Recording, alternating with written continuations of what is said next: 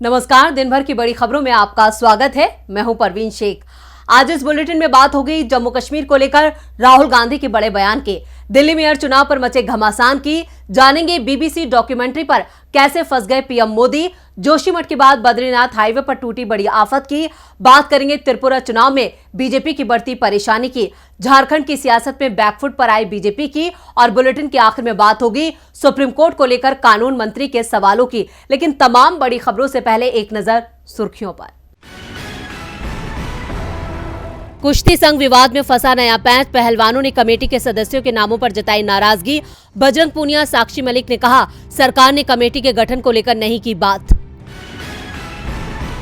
विधानसभा चुनाव लड़ेंगे पूर्वी नागालैंड के विधायक, खारिज हुआ ईएनपीओ का चुनाव बहिष्कार प्रस्ताव।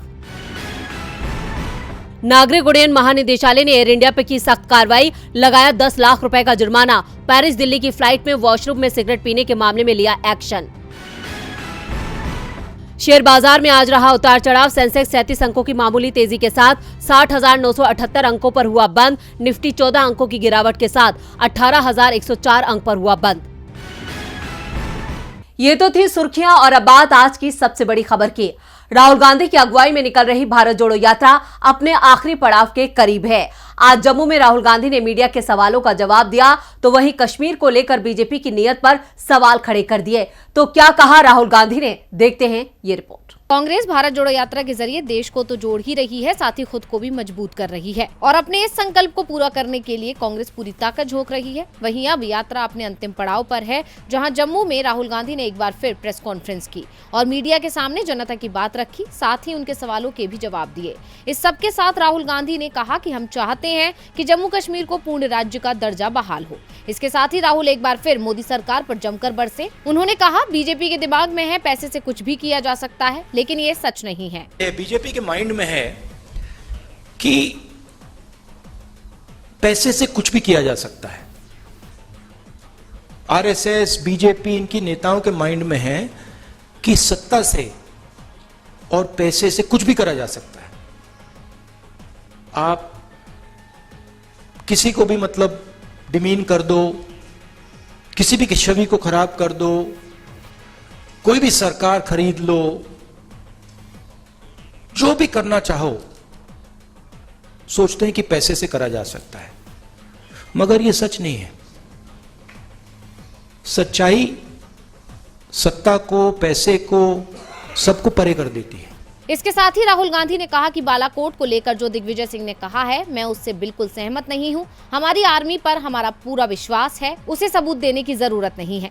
ये दिग्विजय सिंह का व्यक्तिगत मत है, ये कांग्रेस का मत नहीं है। बता दें कि आज भारत जोड़ो यात्रा राहुल गांधी की अगुवाई में सितनी बाईपास नगरोटा से उधमपुर के लिए रवाना हुई और वहीं रात्रि विश्राम भी करेगी। जम्मू कश्मीर में राहुल की यात्रा ने कांग्रेस को मजबूत किया है और ये बात बीजेपी को खटक रही है। शायद यही वजह है कि बीजेपी कांग्रेस को घेरने के लिए नए नए पैतरे अपना रही है, लेकिन राहुल हर बार बीजेपी की बोलती बंद कर देते हैं। अब कश्मीर में भी बीजेपी बैकफुट पर है, लेकिन दिल्ली में आम आदमी पार्टी बैकफुट पर है। एमसीडी में ज्यादा सीटें जीतने के बाद भी आप अपना मेयर नहीं बना पा रही है।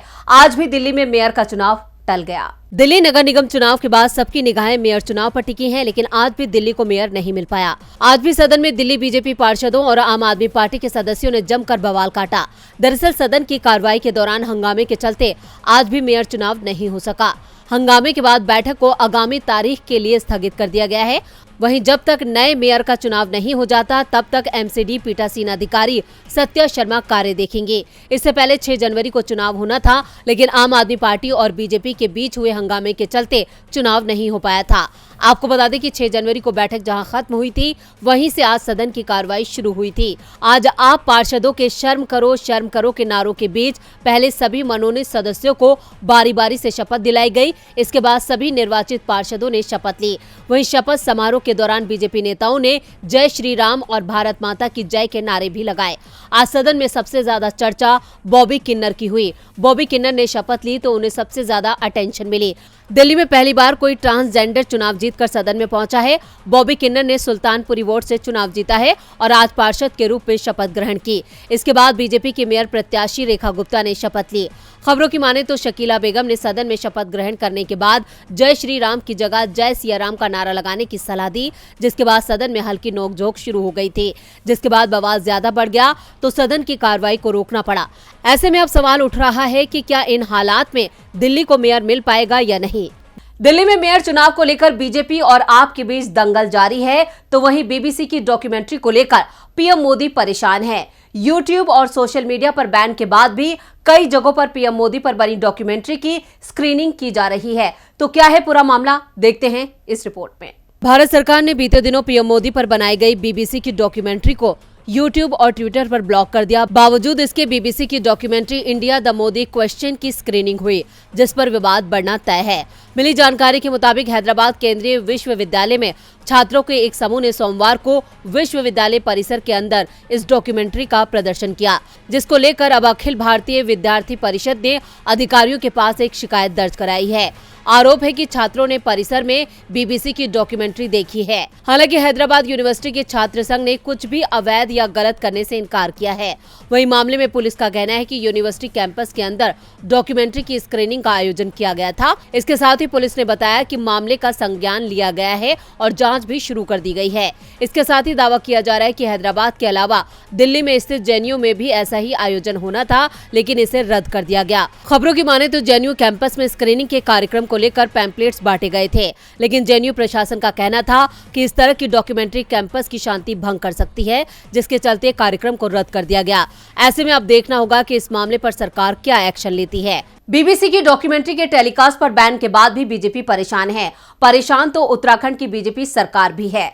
जोशीमठ पहले ही अपने अस्तित्व की लड़ाई लड़ रहा है। ऐसे में अब बद्रीनाथ हाईवे पर भी बड़ा खतरा मंडरा रहा है। खबरों की माने तो हाईवे पर भी बड़ी बड़ी दरारें नजर आ रही हैं। इन दरारों ने बीजेपी सरकार की मुश्किलों में इजाफा कर दिया है। तो क्या है पूरी खबर, देखते हैं इस रिपोर्ट में। जोशीमठ मुश्किल में है और अब बद्रीनाथ हाईवे भी मुश्किल में फंस गया है। चमोली के कलेक्टर हिमांशु खुराना ने कहा कि बद्रीनाथ हाईवे पर भी दरारें नजर आ रही हैं, जिसे लेकर मौके पर विशेषज्ञों की टीम भेजी गई थी। टीम ने जांच करने के बाद दरारें होने की पुष्टि की है। चमोली के कलेक्टर हिमांशु खुराना ने कहा कि केंद्रीय भवन अनुसंधान संस्थान की टीम को निरीक्षण के लिए मौके पर भेजा गया था। टीम ने निरीक्षण करने पर बताया कि यहाँ भी दरारें पड़ रही है। उन्होंने कहा कि इन दरारों के पीछे हाईवे के किनारे बसाहट हो सकती है। इस बीच मौसम विभाग ने आज और कल भारी बारिश और बर्फबारी की भविष्यवाणी की है, जिसे देखते हुए नोडल अफसरों को राहत शिविरों में कंबल, हीटर और जनरेटर उपलब्ध कराने के निर्देश दिए गए हैं। वहीं लोक निर्माण विभाग और सीमा सड़क संगठन को अलर्ट पर रहने को कहा गया है। दरअसल जोशीमठ के खतरे को देखते हुए स्थानीय लोगों को सुरक्षित स्थानों पर पहुंचाया गया है, क्योंकि कई घरों, होटलों और सार्वजनिक प्रतिष्ठानों में भूस्खलन की वजह से दरारें आ गई थी। पीएम मोदी ने जोशीमठ में स्थिति पर चिंता जताई थी और सीएम पुष्कर सिंह धामी के साथ टेलीफोन पर चर्चा के चलते राहत और बचाव के लिए राज्य प्रशासन को हर संभव मदद देने का आश्वासन दिया था। वहीं आपदा प्रबंधन सचिव डॉक्टर रंजीत कुमार सिन्हा ने बताया कि जोशीमठ में 261 प्रभावित परिवारों को अंतरिम राहत के रूप में 3,145 करोड़ रुपए की राशि दी जा चुकी है। जोशीमठ के पास central building research institute Roorkee ने 1 BHK, 2 BHK और 3 BHK model prototype prefabricated shelter का निर्माण का काम शुरू कर दिया है। जोशीमठ पर आई आफत का दायरा बड़ा होता जा रहा है, जो मौजूदा सरकार के लिए बड़ी चुनौती बन गया है। चुनौती तो त्रिपुरा के चुनाव भी बीजेपी के लिए बन गए हैं, जहां कांग्रेस लेफ्ट के गठबंधन ने पहले ही बीजेपी को मुश्किलों में डाल दिया है। अब त्रिपुरा की ST सीटें भी बीजेपी के हाथ से जाती दिख रही हैं। तो कैसे त्रिपुरा के समीकरणों ने बिगाड़ा बीजेपी का गणित, देखते हैं इस रिपोर्ट में। त्रिपुरा की 60 सदस्यीय विधानसभा चुनाव के लिए 16 फरवरी को वोटिंग होगी। 28,23,000 वोटर नई सरकार का चुनाव करेंगे। इसमें करीब 10 लाख मतदाता अनुसूचित जनजाति समुदाय से हैं। राज्य की 60 में से 20 सीटें ST वर्ग के लिए आरक्षित हैं और ये सीटें ही सरकार बनाने में सबसे महत्वपूर्ण रहती हैं। जिस पार्टी और गठबंधन ने 20 सुरक्षित सीटों पर जीत हासिल की, उसकी सरकार बनना तय माना जाता है। 2018 से पहले यहाँ CPM का दबदबा था, लेकिन 2018 में ST वर्ग की 20 में से 18 सीटें बीजेपी गठबंधन ने जीत ली थी और सरकार भी बना ली। दरअसल 2013 में indigenous peoples front of Tripura ने आदिवासियों के लिए एक अलग राज्य टिपरा लैंड की मांग करते हुए आंदोलन शुरू किया था, जिस कारण जनजातीय क्षेत्र में वो बेहद मजबूत हो गई और 2018 में आईपीएफटी ने बीजेपी से गठबंधन कर चुनाव लड़ा, जिसका फायदा बीजेपी को मिला। आईपीएफटी के भी 8 विधायक चुने गए, लेकिन सरकार बनने के बाद आईपीएफटी ने टिपरा लैंड की मांग को ठंडे बस्ती में डाल दिया, जिससे नाराज उसके 3 विधायकों ने पार्टी छोड़ दी। इस बीच प्रद्युत किशोर माणिक्य देव वर्मा ने टिपरा मोथा का गठन किया और अलग राज्य ग्रेटर टिपरा लैंड की मांग तेज कर दी। इसका असर भी दिखाई दे रहा है। जहां 2018 में एनडीए को जीत मिली, वहां टिपरा मोथा मजबूत स्थिति में दिख रहा है। अप्रैल 2022 में जनजातीय क्षेत्र स्वायत्तता जिला परिषद के चुनाव में टिपरा मोथा ने 28 में से 18 सीटों पर जीत हासिल की थी और इस बार देव वर्मा ने 45 सीटों पर उम्मीदवार उतारने का ऐलान कर दिया है। देव वर्मा की रणनीति का सबसे ज्यादा नुकसान बीजेपी गठबंधन को होता दिखाई दे रहा है। पार्टी को अपनी जमीन खिसकती हुई दिखाई दे रही है, इसलिए बीजेपी ने भी टिपरा मोथा से गठबंधन की कोशिश की, लेकिन देव वर्मा ने अलग राज्य की मांग को लेकर शर्त रख दी, जिस कारण गठबंधन नहीं हो पाया। दूसरी ओर लेफ्ट और कांग्रेस देव वर्मा की मांग पर विचार करने का आश्वासन दे रहे हैं। त्रिपुरा चुनाव में बीजेपी कितने भी जीत के दावे करे, लेकिन राजनीतिक समीकरण उसके दावों की हवा निकाल रहे हैं। त्रिपुरा के साथ ही झारखंड में भी बीजेपी के लिए हालात नाजुक बने हुए हैं। मिशन 2024 को पूरा करने के लिए बीजेपी ने अपनी पूरी ताकत झोंक दी है, लेकिन अब बीजेपी के लिए झारखंड से भी बुरी खबर आई है, जहां हाईकोर्ट ने दल बदल के मामले में झारखंड बीजेपी विधायक दल के नेता बाबूलाल मरांडी की याचिका खारिज कर दी है। यह फैसला पूरी पार्टी के लिए बड़ा झटका है। झारखंड में विधानसभा चुनाव हारने के बाद बीजेपी अब लोकसभा चुनाव की तैयारियों में जुट गई है, लेकिन उससे पहले पार्टी के नेता और विधायक दल के नेता बाबूलाल मरांडी को बड़ा झटका लगा है। हाईकोर्ट ने दल बदल के मामले में उनकी याचिका को खारिज कर दिया। दरअसल बाबूलाल मरांडी ने साल 2019 का विधानसभा चुनाव अपनी झारखंड विकास मोर्चा की ओर से लड़ा था। चुनाव जीतने के बाद उन्होंने अपनी पार्टी का विलय बीजेपी में कर दिया था। कांग्रेस की विधायक दीपिका पांडे सिंह ने इसे दल बदल का मामला बताते हुए झारखंड विधानसभा के स्पीकर के यहाँ शिकायत की थी। स्पीकर ने मामले में सुनवाई पूरी करने के बाद अपना फैसला अब तक सुरक्षित रखा है।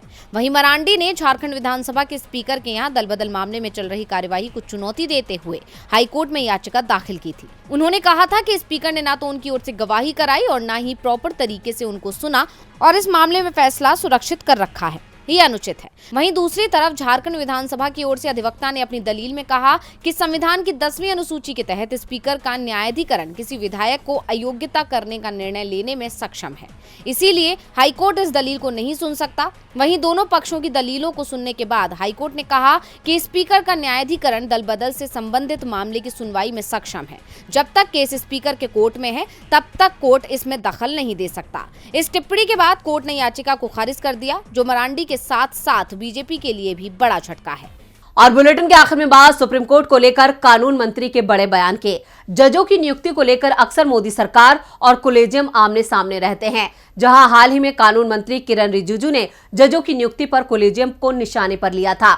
वहीं अब राज्यसभा सांसद कपिल सिब्बल ने उन्हें खरी खोटी सुनाई है, साथ ही सवालों के तीर छोड़कर सरकार को हकीकत का आईना दिखाया है। क्या है खबर, देखते हैं ये रिपोर्ट।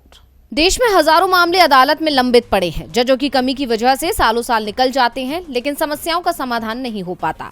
इसीलिए लगातार जजों की नियुक्ति की मांग की जाती है, लेकिन अभी तक रिक्त पदों को नहीं भरा है। इस स्थिति को लेकर अक्सर कोलेजियम और केंद्र सरकार आमने सामने रहती है। वहीं इस तकरार के बीच राज्यसभा सांसद कपिल सिब्बल ने कानून मंत्री किरण रिजिजू को खरी खोटी सुनाई है। रिजिजू की टिप्पणी पर कटाक्ष करते हुए सिब्बल ने कहा कि रिजिजू एक और रत्न, मोदी सरकार ने न्यायपालिका को कमजोर करने के लिए एक भी कदम नहीं उठाया है। क्या आपके सभी विवादास्पद बयान न्यायपालिका को मजबूत करने के लिए हैं? सिब्बल की ये टिप्पणी किरण रिजिजू के उस बयान के बाद आई है जिसमें उन्होंने कहा था कि सरकार ने न्यायपालिका को कमजोर करने के लिए एक भी कदम नहीं उठाया है। दरअसल गणतंत्र दिवस को लेकर नई दिल्ली के 30,000 अदालत परिसर में एक कार्यक्रम को संबोधित करते हुए किरण रिजिजू ने कहा था कि लोकतंत्र में सरकार और न्यायपालिका के बीच मतभेद हो सकता है, लेकिन इसका मतलब ये नहीं है कि दोनों में महाभारत चल रहा है। बहस लोकतंत्र की खूबसूरती है, बिना बहस और चर्चा के लोकतंत्र कैसा है? इन दिनों न्यायाधीश भी थोड़ा सावधान है, वो ऐसा निर्णय नहीं देंगे जिससे समाज में कड़ी प्रतिक्रिया हो। आखिरकार जज भी एक इंसान होता है और जनमत उसे भी प्रभावित करता है। इसी के साथ ही उन्होंने कहा कि मोदी सरकार ने न्यायपालिका को कमजोर करने के लिए एक भी कदम नहीं उठाया है। रिजिजू के इसी बयान को लेकर सिब्बल ने उन पर जमकर भड़ास निकाली है, जिसके बाद राजनीतिक पारा गरमाना तय है। तो आज इस बुलेटिन में बस इतना ही। देखते रहिए डीबी लाइव। नमस्कार।